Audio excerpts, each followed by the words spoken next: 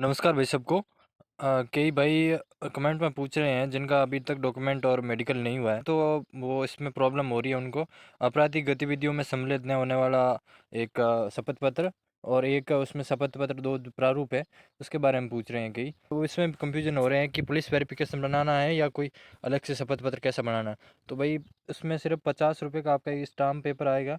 Stamp paper पर आपराधिक गतिविधि में सम्मिलित न होने वाला एक स्टाम्प पेपर पर लिखाना। और अलग अलग बनाने की कोई ज़रूरत नहीं है। मैंने तो दहेज वाला और दो संतान उत्पत्ति वाला और ये आपराधिक गतिविधि सम्मिलित नहीं वाला, तीनों भी एक ही स्टाम्प पर लिखवाए थे और मैंने एक ही जमा करवाया था। और जो हमें क्या क्या डॉक्यूमेंट जमा किए थे वो हमारी ये लिस्ट है। जैसे कि हमारे 16 तारीख को डॉक्यूमेंट वेरिफिकेशन और मेडिकल हो गया था, और मेडिकल में हमारे क्या क्या चेक किया गया था और कितनी वेटिंग लिस्ट और कितने लोग एब्सेंट हुए थे वो भी मैं आपको बताऊंगा। तो हमारी ये एक फॉर्म दिया गया था, फॉर्म भरवाया गया था, और इसमें इससे जो सीक्वेंस वाइज हमें जमा करवाने थे। तो सबसे पहले 10वीं और 12वीं की मार्कशीट, जो डेट ऑफ बर्थ है उसके लिए 10वीं और 12वीं की मार्कशीट है, और फिर आपकी बीए की मार्कशीट है, और उसके बाद में आपकी बीएड है तो बीएड की मार्कशीट भी आप करवा सकते हैं। और आयु प्रमाण पत्र वास्ते आपके 10वीं की मार्कशीट है तो इसके लिए कोई ज़रूरत नहीं है। और इसमें कैटेगरी जैसे कि ओबीसी, एमबीसी, ईडब्ल्यूएस, जो कैटेगरी है आपकी उस कैटेगरी का सर्टिफिकेट, जैसे ओबीसी है तो मेरी ओबीसी का सर्टिफिकेट।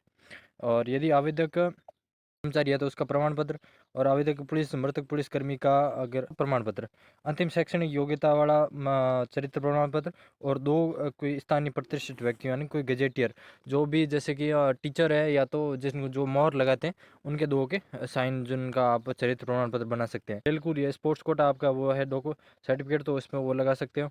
भूतपूर्व सैनिक का, और ड्राइवर है तो ड्राइविंग लाइसेंस। और फिर आवेदक के दो फ़ोटो मांगे गए थे, और दो फ़ोटो है तो दो फ़ोटो सीक्वेंस वाई। और फिर विधवा कोटा गया तो विधवा का सर्टिफिकेट। और फिर स्पेशल क्वालिफिकेशन में जैसे एनसीसी और होमगार्ड पुलिस डिप्लोमा है तो वो जमा करवाने थे। इतने ही डॉक्यूमेंट मांगे गए। तो और एक इसमें और इंक्लूडेड है मूल निवास और जाति प्रमाण पत्र। हमारे जैसे फॉर्म भरा था फॉर्म से पहले का होना चाहिए, नहीं है तो आप उसमें 50 रुपये का एक स्टाम्प पेपर पर लिखा लेना कि मेरा जो पहले कैटेगरी थी वो अभी भी वही कैटेगरी है बस। और मेडिकल में हमारे जहाँ से मेन तो 6/6 पर ही ध्यान दिया गया था, आपकी 6/6 होनी चाहिए थी, और कलर ब्राइटनेस पर दो ही चीज़ मैन चेक की गई थी, और एक पर यूरिन टेस्ट का। और फिर बाकी जस्ट नौकनी का और बाकी चीज़ पूछ रहे थे कि हमें आपकी कोई प्रॉब्लम तो नहीं है हाथ पैर पाँव में, नसें फूलना ये सब पूछ रहे थे। और इतना कोई नॉर्मल मेडिकल था, इतना घबराने की ज़रूरत नहीं है।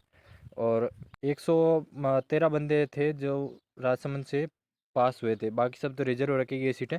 113 बंदे मतलब सेलेक्ट हुए थे, उसमें से 110 बंदे ही प्रेजेंट हुए थे। 110 प्रेजेंट हुए थे, जिसमें से एक जो हमारे डॉक्यूमेंट चेक रहे थे उनसे मैंने पूछा तो कहा था कि 3 अपसेंट है। और बाकी कट ऑफ का तो कुछ अंदाज़ा नहीं लगा सकते भाई, जब भी बता रहे थे कई बंदे तो जैसे ओबीसी सेलेक्ट हुआ था वो 90 भी बता रहा था एंड लास्ट रैंक वाला, और कई भाई 95 कह रहे हैं, वो भी नहीं हुआ। अब इसका तो पता नहीं है, अब स्कोर कार्ड आएगा तभी पता चलेगा।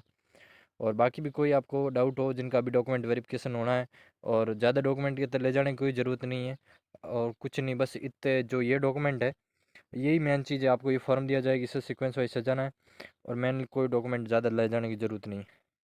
धन्यवाद।